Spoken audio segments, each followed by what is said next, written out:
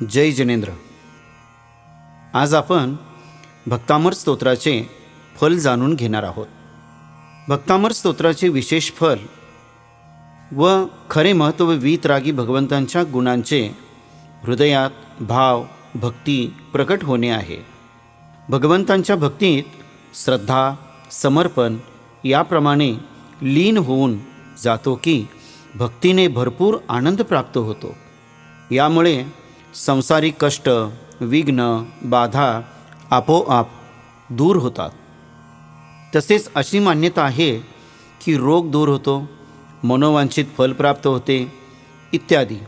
परंतु जैन धर्म वीतरागताचा धर्म आहे. भगवंतांची भक्ती त्यांच्या गुणांची प्राप्ती व वीतरागता प्राप्ती करण्यासाठी केली जाते.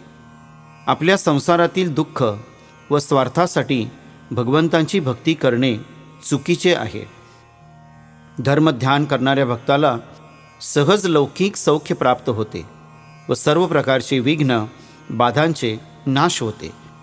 ज्याप्रमाणे शेतकरी शेतामध्ये गहू ज्वारी पेरतो त्याला त्याची प्राप्ती होते, त्याचप्रमाणे त्याला कडबा भुस्सा प्राप्त होतो. त्याचे ध्येय धान्याचे असते, त्याबरोबर चारा प्राप्त होत असतो.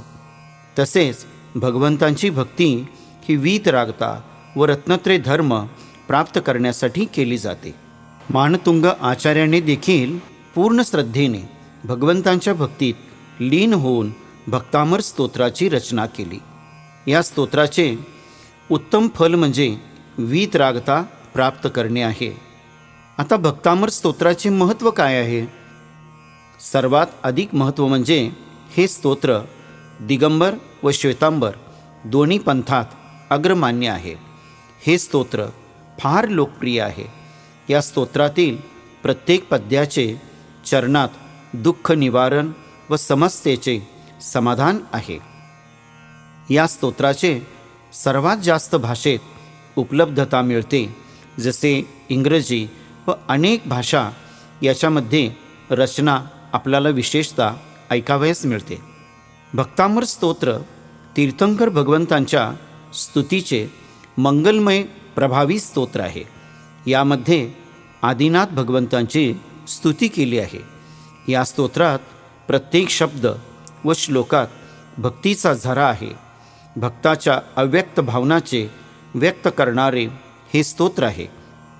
भक्ती स्तोत्रात याप्रमाणे मंत्रशास्त्राच्या रूपात याचे प्रभाव व प्रतिष्ठा आहे.